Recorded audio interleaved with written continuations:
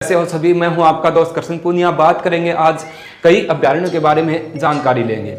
अभी ये छोटे अभयारण्य होते हैं, कौन सा अभयारण्य किस जिले में है, कोई एक आदि इनकी मुख्य विशेषता होती है, उसको देखने का प्रयास करेंगे। तो सबसे पहले बात करते हैं गजनेर अभयारण्य की। गजनेर अभयारण्य मित्रों बीकानेर जिले के अंतर्गत आता है। जैसा कि आप लोग जानते हो गजनेर झील भी बीकानेर में है।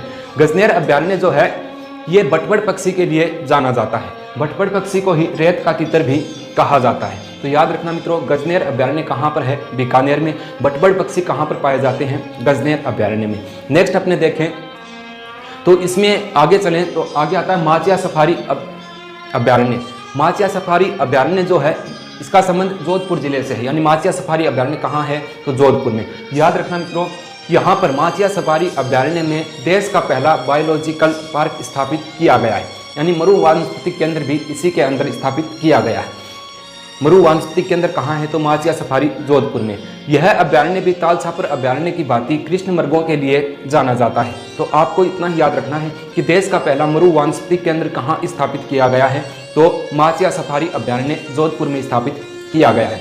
आगे बात करते हैं कनक सागर अभयारण्य कहाँ है? कनक सागर अभयारण्य मित्रों बूंदी जिले में आता है। ये छोटे मोटे पक्षियों के लिए ही जाना जाता है, कोई इसमें विशेष बात नहीं है, इतना याद रखना।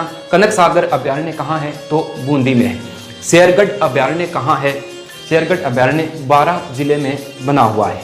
ठीक है भाई, याद रखना। और शेरगढ़ अभयारण्य जो बारां में है इसे सांपों की शरण स्थली कहा जाता है। और देश का पहला सर्प उद्यान जो है वो कोटा में स्थापित किया गया है। आगे अगर बात करें तो दावाडोली अभयारण्य कहाँ है?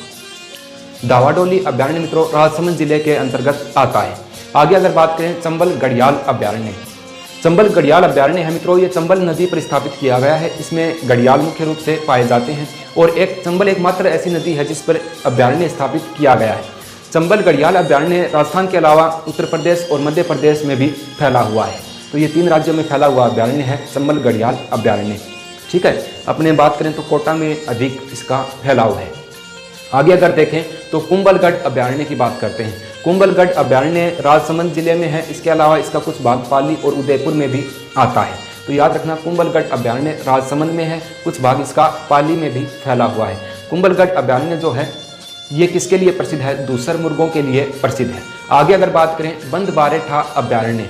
बंदबारेठा अभयारण्य मित्रों भरतपुर जिले में है और ये जरखों के लिए, लकड़बग्घों के लिए प्रसिद्ध है। इसी अभयारण्य में बंदबारेठा झील भी है और बंदबारेठा बांध भी इसी अभयारण्य में बना हुआ है। तो याद रखना बंदबारेठा अभयारण्य, बंदबारेठा झील और बारेठा जो नदी है, बांध है सॉरी, वो इसी अभयारण्य के अंतर्गत आते हैं। या तीनों ही भरतपुर जिले से रिलेटेड है। तो ये कुछ अभयारण्य थे बचे हुए, वो मैंने आपको बताने का प्रयास किया है।